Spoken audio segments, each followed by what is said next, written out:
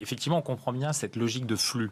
Okay. C'est ça. Les flux de déplacement dans le Covid, dans le confinement, c'est ça. Mais il faut éviter de tomber dans ce que vous suggérez sans le dire, cette anesthésie générale, si vous pour faire un mauvais... c'est pas un jeu de mots, c'est vraiment ça dont il s'agit. Et on le ressent tous de plus en plus. Et cette anesthésie, elle est largement liée, et c'est juste qu'il y ait des mesures, c'est formidable d'avoir ces mesures, cet engagement, cette énergie qui est proposée sur les flux financiers d'accompagnement pour le coup. Mais de garde, attention à ne pas tomber dans ce côté palliatif systématique. Le palliatif, ça amène vers ça accompagne vers la mort. Et ça ne sauve pas. Et là, ce que nous, on souhaiterait davantage, c'est effectivement qu'il y ait cette énergie, cette adaptabilité, cette créativité dont on parle. C'est vrai que c'est difficile depuis Paris. C'est vrai que c'est difficile depuis une société très verticalisée. Non, mais Sacha Houlié, c'est pas vous que je vise, évidemment.